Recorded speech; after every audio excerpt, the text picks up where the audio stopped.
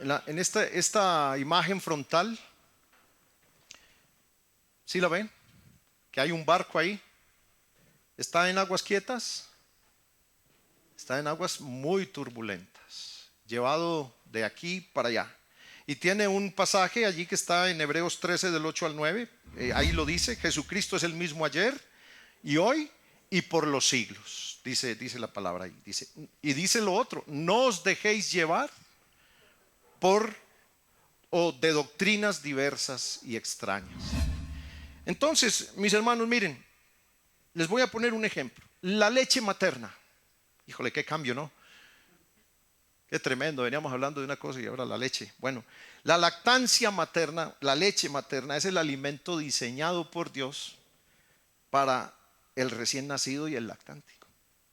No existe nada mejor para un bebé que la mamá lo alimente. No existe nada mejor que eso. Es una maravilla. Ahora miren lo que dice Primera de Corintios capítulo 1 versículo 21, por favor, acompáñenme ahí. Primera de Corintios 1:21, para que le prestemos mucha atención a este tema. Dice así: porque pues ya que en la sabiduría de Dios el mundo no conoció a Dios mediante la sabiduría, agradó a Dios salvar a los creyentes por la locura de la predicación. Fíjese, o sea que un creyente, si tú no conoces a Cristo, si alguien no conoce a Cristo, por medio de esta predicación puede conocerlo, puede ser salvo, porque dice que Dios agradó salvar a los creyentes por la locura de la predicación. Qué importante es predicar bien la palabra de Dios. Pablo le dice a Timoteo: cuídate de ti mismo y de la doctrina, porque por ella se salvarán los que te oyeren y te salvarás a ti mismo. Qué tremendo, hermano. Entonces vamos a ver 5 doctrinas, hermanos, que Cristo aborrece. Fíjese usted, mi hermano. Cristo en su palabra dice: ten cuidado con esto, yo aborrezco esto, tengo contra ti esto, no me gusta esto. Y yo creo que si Él lo dice, hay que prestarle mucha atención. Sí, hay que prestarle mucha atención. Porque, óigame, pues lo dice el papá, lo dice el Señor, ¿sí? Estas doctrinas la Biblia las rechaza radical y enfáticamente, y están muy vivas el día de hoy. Acuérdense lo que decíamos: Dios es el mismo ayer, hoy, por los siglos. Las cosas que están escritas en la palabra de Dios están escritas para siempre. Entonces, como primero, vamos a ver este punto. La primera doctrina que Cristo rechaza: los escribas y los fariseos. Podrían dividirse, pero el Señor los trata juntos. Mateo 23 del 1 al 7, por favor. Mateo 23 del 1 al 7. ¿Por qué, hermanos? Porque debemos crecer, debemos dejar de ser llevados por todo viento de doctrina. No vamos a explicar en qué tú debes creer, pero sí vamos a decir qué dice Cristo en qué no debes creer, que eso es muy importante, ¿sí? Es muy importante saber en qué no debo yo creer, y así por consiguiente voy a creer en lo que sí es, ¿sí? Entonces, Mateo 23 del 1 al 7 dice así: entonces Jesús habló a la gente y a sus discípulos diciendo: en la cátedra de Moisés se sientan los escribas y los fariseos. Así que todo lo que os digan que guardéis, guardadlo y hacedlo, mas no hagáis conforme a sus obras, porque dicen y no hacen. Porque aún atan cargas pesadas y difíciles de llevar y las ponen sobre los hombros de los hombres, pero ellos ni con un dedo quieren moverlas. Antes hacen todas sus obras para ser vistos por los hombres, pues ensanchan sus filacterías y extienden los flecos de sus mantos. Sus filacterías son su palabrería. Y aman los primeros asientos en las cenas y las primeras sillas en las sinagogas y las salutaciones en las plazas, y que los hombres les llamen rabí, rabí. La base de la doctrina de esta gente, mis hermanos, era el legalismo externo. Sí, Jesús en el Mateo 23 les dijo: hipócritas. De hecho, esa palabra fariseo se volvió como un sinónimo de hipocresía. ¿Sí? Condenaban la vestimenta y las faltas a la ley de cada quien. Vivían como jueces en una esquina parados a ver quién no llevaba el vestido bien puesto, qué mujer iba con lo que no debía y qué pecado cometía cada quien. En estas congregaciones se valora más lo que el líder diga que lo que dicen las escrituras. Así de fácil. Congregaciones donde el centro del servicio tiene que ver con que pasa el supuesto ungido profeta de ahí y da una palabra para la iglesia que toda la iglesia la tiene que obedecer toda esa semana, porque a la semana viene otra. Está tremendo, hermanos. Está tremendísimo. Fíjense, así de sencillo. Esa es la doctrina farisea y el Señor nos dice en Mateo 16:12 que nos cuidemos de esta corriente. Punto 2, doctrina 2. Los saduceos.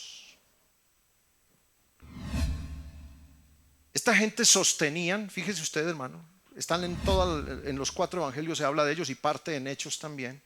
Sostenían que Dios premiaba a la gente o a los hombres buenos en la vida por lo que ellos, al ser ricos, porque eran los más ricos del pueblo, eran los elegidos de Dios. Yo tengo mucho dinero, soy el elegido de Dios. De hecho, el Sanedrín en Israel estaba dividido entre fariseos y saduceos, pero los sumos sacerdotes eran saduceos, porque eran los del poder económico. Y mandaban porque ellos tenían el dinero. Generalmente eran los que gobernaban el pueblo de Israel. Ahora, esta secta como tal ya no existe, pero su doctrina sí. Fíjese que su doctrina sí está muy viva. En esta corriente de orden mundial, el centro de la predicación es el dinero, la bendición material y la confesión positiva. Enseñan que ser pobre es estar maldito de parte de Dios. En 2 de Timoteo 3:5, el Señor nos dice que a estos los evitemos. Dice, a estos evita. Tienen apariencia de piedad, pero niegan la eficacia de ella. A estos evita. O sea, evítelos. Jesucristo no murió y resucitó para que tú tengas 10 carros en tu cochera y tengas un edificio. Si Él quiere te lo puede dar, pero ese no es el centro del evangelio, hermano. Él es el dueño del oro y la plata. No estamos en contra de la prosperidad, por supuesto que no. Si Dios te bendice, bendito sea Dios. Pero ese no debe ser el foco de tu atención en el evangelio. Tu fe no tiene que estar basada por lo que el Señor te da, sino por lo que el Señor hizo por ti, que es diferente, hermanos. Tercera doctrina, mis hermanos, tercera doctrina. Está en Apocalipsis 2, capítulo 2, versículo 6. Apocalipsis capítulo 2, versículo 6. Y dice así: pero tienes esto, que aborreces las obras de los nicolaitas, las cuales yo también aborrezco. Y en el versículo 15 le dice a la iglesia de Pérgamo: y también tienes a los que retienen la doctrina de los nicolaitas, la cual yo aborrezco. Fíjese, hermano, ¿le gustaría a usted creer en una doctrina que Cristo aborrece? Está tremendo, hermano, está bien peligroso. La palabra nicolaita en griego significa conquistador o el que somete a los demás. Su enseñanza era muy parecida a la de los saduceos. Explotaban a la gente en lugar de desarrollarlos espiritualmente. Estaban más interesados en el crecimiento económico de los congregados que en su salvación. Y su doctrina se basaba principalmente en el desarrollo personal del ser humano. O sea que el humanismo. Esta es una desviación que se cree que viene de Nicolás, uno de los 7 diáconos. Parece que de ahí viene la doctrina. Ahora, esta secta como tal ya no existe, pero su doctrina sí. Hay numerosas reuniones a nivel mundial en las cuales quien dirige es alguien de una excelente apariencia personal, con un aparente y espectacular estilo de vida, con mucho verbo convincente, que mezclan algo de la Biblia y mucho de humanidad, y animan a la gente a descubrir el campeón que hay en ti. ¿Y sabes qué es lo que hay en ti? Un pecador. Eso es lo que hay en nosotros, no un campeón. Cristo no murió para descubrir el campeón que hay en Iván. No, no. Pero así dicen. Fíjense, mis hermanos, las palabras pecado, arrepentimiento, infierno no forman parte dentro de sus sermones y de sus mensajes. No forman parte. Apocalipsis 2:14. A la misma iglesia de Pérgamo. Dice 2:14. Pero tengo unas pocas cosas contra ti, que tienes a los que retienen la doctrina de Balaam, que enseñaba a Balac a poner tropiezo ante los hijos de Israel, a comer de cosas sacrificadas a los ídolos y a cometer fornicación. Balaam, siendo un profeta de Dios, usado por Dios en el Antiguo Testamento, vendió su profecía, fíjese. Vendió su profecía a un rey pagano a cambio de dinero y regalos. O sea, le ofreció lana para que maldijera al pueblo de Israel. Qué tremendo personaje. Y accedió. Fíjense ustedes, la doctrina de Balaam es la enseñanza que conduce a violar los principios morales de la palabra de Dios. La doctrina de Balaam se presenta con tal sutileza que le hace creer a la gente que el matrimonio gay es correcto y que es una virtud. Además, enseñan que fornicar es prepararse para el matrimonio. No, pues que yo me tengo que acostar contigo para poderte conocer bien antes de casarme, porque pues vaya y no me salgas bien la cosa y después ¿qué paquete me llevo? Enseñan que los ídolos son instrumentos de inspiración de fe, que adulterar es una forma de dar amor, que extorsionar solo es un juego, que robarle al rico es expropiar, que mentir no es tan malo. Empiezan a ver como bueno a lo que Dios le llama malo. Quinta y última de este estudio, Apocalipsis 2, 19, 24. Apocalipsis 2, 19, 24. Dice así la palabra de Dios: yo conozco tus obras y amor. Mire, ¿conoce el Señor a iglesia la puerta? ¿Sí? ¿Conoce el Señor tu corazón? ¿Conoce el Señor tu pensamiento?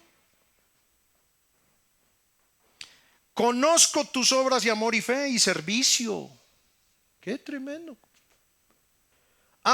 Obras, amor, fe y servicio lo conoce el Señor. Y tu paciencia, y que tus obras postreras son más que las primeras. O sea, es una iglesia muy activa, activísima, ¿sí? Pero ese pero lo cambia todo, hermano. Ese pero es eterno, es un pero así que suena en el universo. Pero tengo unas pocas cosas contra ti. Ay, qué tremendo. Que toleras que esa mujer Jezabel, que se dice profetiza, enseñe y seduzca a mis siervos, los profetas, a mis siervos a fornicar y a comer cosas sacrificadas a los ídolos. Y le he dado tiempo para que se arrepienta. ¿Por qué no ha venido el Señor todavía? Porque está dando tiempo a que mucha gente se arrepienta. Dice que se arrepienta de su fornicación. He aquí yo la arrojo en cama y en gran tribulación a los que con ella adulteran, si no se arrepienten de las obras de ella. y a sus hijos heriré de muerte, y todas las iglesias sabrán que yo soy el que escudriño la mente y el corazón, y os daré a cada uno según vuestras obras. Pero a vosotros y a los demás que están en Tiatira, a cuantos no tienen ¿qué? Esta doctrina, la doctrina de Jezabel,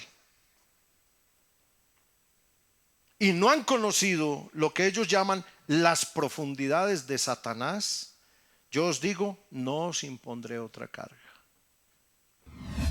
Hermanos, esto no se trata de otra cosa más que del empoderamiento femenino en la iglesia. Jezabel fue la esposa de Acab, el rey quizás más pusilánime y malo que tuvo Israel 700 años antes de Cristo. Jezabel no dejaba gobernar a su esposo, intercedía en cualquier decisión que él tomara. Finalmente ella fue la que quiso matar a Elías y mató a muchos profetas del Señor, porque ella era la que mandaba. Esta doctrina está extremadamente extendida y de moda hoy en día. Existen numerosas congregaciones alrededor del mundo donde la figura pastoral varonil ha sido reemplazada y está la mujer ahí parada. Y yo digo, ¿y dónde está el marido? ¿Qué pasa con los hombres de esa iglesia? ¿Qué pasó? Oiga, si así está la iglesia, ¿cómo estará la casa? ¿Ah? Ahí está el hombre lavando platos y ella afuera. La Biblia manda que la figura pastoral debe ser el hombre. Eso manda la Biblia. No es cosa nuestra, es cosa del Señor. Así lo manda Dios. Y hay otros versículos, muchos más, que lo apoyan. Si yo fuera un engañador, usaría el error por estratagema mío y podría formar una doctrina que me avale y la gente decir amén. Pero resulta que no. La palabra de Dios es muy clara, hermanos. Hermanos, revisemos nuestra manera de creer. Revisémosla. Sí, por favor. Y miremos que nuestro caminar cristiano no contenga algo de eso, algo de estas doctrinas erróneas. Que nuestro caminar no contenga nada de eso. Limpiémonos de eso, de todo ese tipo de cosas. ¿Sí?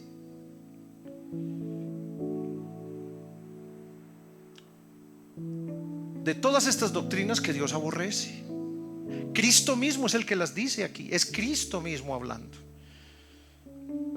Y así podremos decir que estamos en la sana doctrina.